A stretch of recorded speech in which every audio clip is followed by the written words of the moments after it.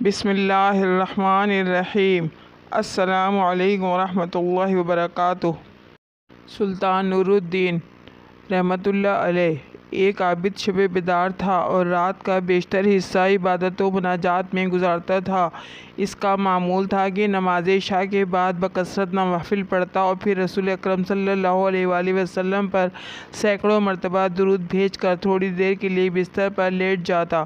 چند ساعتوں کے بعد پھر نماز تہجد کے لیے اٹھ کھڑا ہوتا اور صبح تک نہایت خشوع و خضوع کے ساتھ عبادت میں مشغول رہتا۔ 557 ہجری 1162 عیسوی کی ایک شب وہ عوارض و وظائف سے فارغ ہو کر بستر پر لیٹا تو خواب میں 3 مرتبہ رسول کریم صلی اللہ علیہ وآلہ وسلم کی زیارت ہوئی۔ بعض روایتوں میں ہے کہ سلطان نے متواتر 3 رات حضور اکرم صلی اللہ علیہ وسلم کو خواب میں دیکھا۔ پہلے 2 دن تو اس نے کثیر مال صدقہ کیا، لیکن تیسری مرتبہ یہی خواب دیکھا تو علیہ صبح اٹھ کر مدینہ منورہ کی طرف روانہ ہو گیا۔ ہر مرتبہ 2 آدمیوں کی طرف اشارہ کرتے ہوئے حضور اکرم صلی اللہ علیہ وسلم نے فرمایا، نور الدین، یہ آدمی مجھے ستا رہے ہیں، ان کے شر کا استحصال کر۔ نور الدین خواب دیکھ کر سخت مضطرب ہوا، بار بار استغفار پڑھتا اور رو رو کر کہتا، میرے آقا و مولا کو میرے جیتے جی کوئی ستائے یہ نہیں ہو سکتا۔ میری جان، مال، آل و اولاد سب آقا مدنی صلی اللہ علیہ وسلم پر نثار ہے۔ خدا اس دن کے لیے نور الدین زنگی کو زندہ نہ رکھے کہ حضور یا غلام کو یاد فرمائیں اور وہ دمشق میں آرام سے بیٹھا رہے۔ ہر مسلمان کا یہ پختہ عقیدہ ہے کہ کوئی طاغوتی طاقت کسی حالت میں بھی رسول اکرم صلی اللہ علیہ وسلم کی شکل مبارک اختیار کرنے پر قدرت نہیں رکھتی۔ اگر کوئی خوش بخت حضور اکرم صلی اللہ علیہ وسلم کو خواب میں دیکھے تو اس خواب کو سچا ہونے میں مطلق شبہ نہیں ہو سکتا۔ یہی سبب تھا کہ سلطان نور الدین بے قرار ہو گیا اور اسے یقین ہو گیا کہ مدینہ منورہ میں ضرور کوئی ایسا ناپسند واقعہ ہوا ہے جس سے سرور کونین صلی اللہ علیہ وسلم کی روح اقدس کو تکلیف پہنچی ہے۔ خواب سے بیدار ہوتے ہی اس نے 20 اعیان دولت کو ساتھ لیا اور بہت سا خزانہ گھوڑوں پر لدوا کر مدینہ منورہ کی طرف روانہ ہو گیا۔ اہل دمشق سلطان کے یکایک عازم سفر ہونے سے بہت حیران ہوئے، لیکن کسی کو معلوم نہیں تھا کہ اصل بات کیا ہے۔ دمشق سے مدینہ منورہ پہنچنے میں عام طور پر 20-25 دن لگتے تھے، لیکن سلطان نے یہ سفر نہایت تیز رفتاری کے ساتھ طے کیا اور 16ویں دن مدینہ جا پہنچا۔ اہل مدینہ اس کی اچانک آمد پر حیران رہ گئے۔ سلطان نے آتے ہی شہر میں آنے اور جانے کے دروازے بند کرا دیے، پھر منادی کرا دی کہ آج تمام اہل مدینہ اس کے ساتھ کھانا کھائیں۔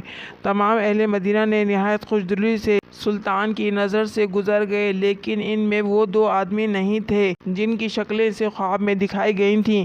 سلطان نے اکابر شہر سے پوچھا کہ کوئی ایسا شخص تو باقی نہیں رہا جو کسی وجہ سے دعوت میں شریک نہ ہو سکا ہو۔ انہوں نے عرض کیا کہ اہل مدینہ میں سے تو کوئی شخص ایسا نہیں رہا جو دعوت میں شریک نہ ہوا ہو، البتہ وہ خدا رسیدہ مغربی زائر جو مدت سے یہاں مقیم ہیں نہیں آئے۔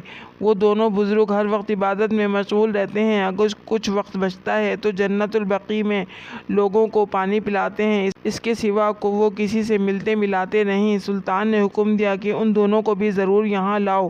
جب وہ دونوں سلطان کے سامنے حاضر کیے گئے تو اس نے ایک نظر میں پہچان لیا کہ یہ وہی آدمی ہیں جو اسے خواب میں دکھائے گئے تھے۔ انہیں دیکھ کر سلطان کا خون کھول اٹھا، لیکن تحقیق حال ضروری تھی کیونکہ ان کا لباس زاہدانہ اور شکل و صورت مومنوں کی تھی۔ سلطان نے ان سے پوچھا کہ تم دونوں کہاں رہتے ہو؟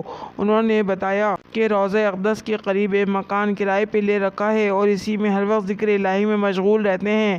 سلطان نے ان دونوں کو وہیں اپنے آدمیوں کی نگرانی میں چھوڑا اور خود اکابر شہر کے ہمراہ اس مکان میں جا پہنچا۔ یہ ایک چھوٹا سا مکان تھا جس میں نہایت مختصر سامان مکینوں کی زاہدانہ زندگی کی شہادت دے رہا تھا۔ اہل شہر ان دونوں کی تعریف میں رطب اللساں تھے اور بظاہر کوئی چیز قابل اعتراض نظر نہیں آتی تھی، لیکن سلطان کا دل مطمئن نہیں تھا۔ اس نے مکان کا فرش ٹھوک بجا کر دیکھنا شروع کیا۔ یکایک سلطان کو ایک چٹائی کے نیچے فرش ہلتا ہوا محسوس ہوا۔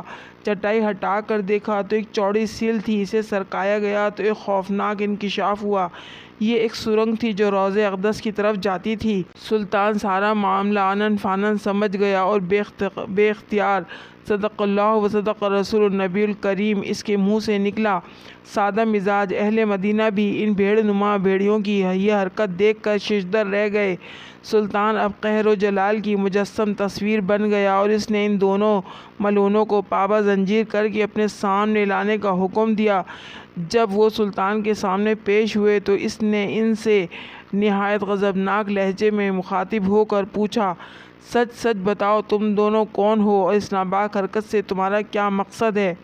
دونوں ملعونوں نے نہایت بے شرمی اور ڈھٹائی سے جواب دیا، اے بادشاہ، ہم نصرانی ہیں۔ بعض روایتوں میں ہے کہ یہ دونوں یہودی تھے اور اپنی قوم کی طرف سے تمہارے پیغمبر کی لاش چرانے پر مامور ہوئے ہیں۔ ہمارے نزدیک اس سے بڑھ کر اور کوئی کار ثواب نہیں ہے، لیکن افسوس کہ عین وقت پر ہم دونوں پکڑ لیے گئے۔ سلطان نے ان دونوں بدبختوں کی گردنیں اڑا دیں اور ان کی لاشیں بھڑکتی ہوئی آگ کے الاؤ میں ڈلوا دیں۔ یہ کام انجام دے کر سلطان پر رقت طاری ہو گئی اور شدت گریہ سے اس کی گھگی بن گئی۔